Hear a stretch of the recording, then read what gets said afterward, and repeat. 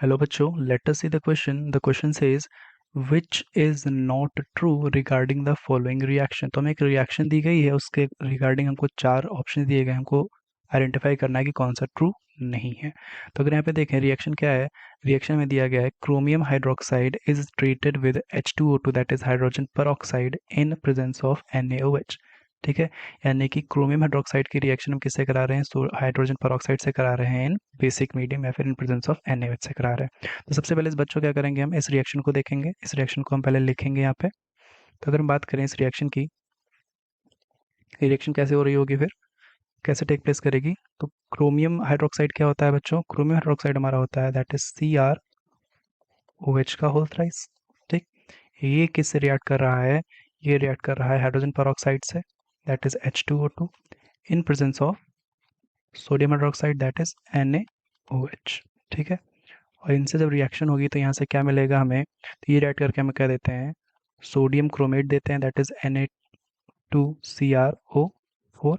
और साथ में हमको यहाँ पे क्या मिलता है, साथ हमको यहाँ पे मिलता है वाटर के मॉलिक्यूल्स। ठीक है बच्चों, अब इस रिएक्शन को अगर बैलेंस करें तो यहाँ पे क्या हो जाएगा, 2 मोल्स ऑफ क्या कहते हैं CrOH का होल थ्राइस होगा। देन यहाँ पे होंगे 3 moles of hydrogen peroxide, 4 moles of sodium hydroxide. It gives 2 moles of sodium chromate and 8 moles of water. Reaction हमारी बैलेंस हो चुकी है। अब हमको यहाँ पे देखना है कि कौन कौन से यहाँ पे ऑप्शंस में से दिए गए जो है सही है। सबसे पहले हम यहाँ पे क्या करेंगे, इनके ऑक्सीडेशन स्टेट्स को लिख लेंगे। क्रोमियम हाइड्रोक्साइड में देखेंगे तो क्रोमियम यहाँ पे क्या है, +3 स्टेट में है। और यहाँ पे सोडियम क्रोमेट में देखेंगे तो यहाँ पे कितना हो जाता है, ये +6 में हो जाता है। ठीक है, वहीं हाइड्रोजन पेरोक्साइड में हमको क्या पता है, हाइड्रोजन पेरोक्साइड में जो ऑक्सीजन होता है वो -1 स्टेट में होता है, और वाटर में देखें तो ऑक्सीजन जो होता है -2 स्टेट में हो रहा है।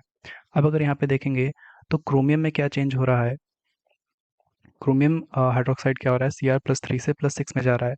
ठीक है ना बच्चों, तो यहाँ पे हम क्या देख रहे हैं, यहाँ पर ऑक्सीडेशन स्टेट बढ़ रहा है, यानी कि यहाँ पे क्या होगा, ऑक्सीडेशन होगा। तो जो भी स्पीशीज ऑक्सीडाइज होती है वो क्या कहलाती है, वो एक रिड्यूसिंग एजेंट कहलाती है। ठीक है ना, क्योंकि वो दूसरे को रिड्यूस कर रही होगी।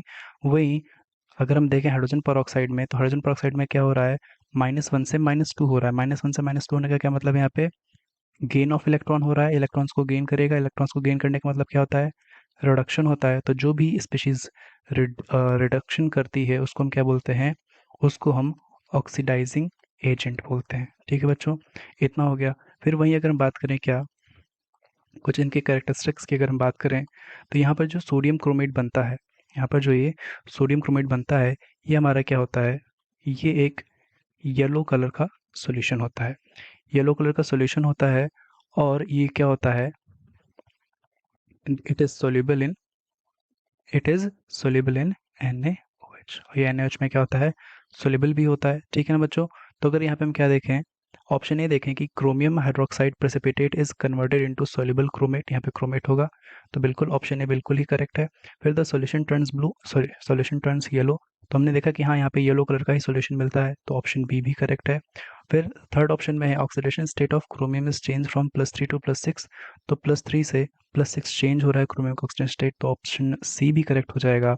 ऑप्शन डी देखें तो hydrogen peroxide acts as a reducing agent, तो ये क्या हो जाएगा, इनकरेक्ट हो जाएगा, क्योंकि अगर रिड्यूसिंग एजेंट होगा तो इसको तो ऑक्सीडाइज होना चाहिए था। ये जब ऑक्सीडाइज होगा तभी जाके किसी दूसरे को रिड्यूस करेगा। ठीक है ना, बट यहाँ पे क्या हो रहा है, जो हमारा क्या है हाइड्रोजन पेरोक्साइड, ये खुद ही क्या हो रहा है, रिड्यूस हो रहा है, तो दूसरे को ही ऑक्सीडाइज करेगा, तो ये ऑक्सीडाइजिंग एजेंट की तरह बिहेव करेगा। दिस मीन्स ऑप्शन डी हमारा क्या हो जाएगा, इनकरेक्ट हो जाएगा बच्चों। तो हमसे यही पूछा गया था कि नॉट ट्रू, यानी कि कौन सा स्टेटमेंट हमारा क्या है, इनकरेक्ट है। तो जो इनकरेक्ट स्टेटमेंट है हमारा बच्चों को कौन सा है, ऑप्शन डी, यानी कि option D is the correct answer for this question. I hope you understood.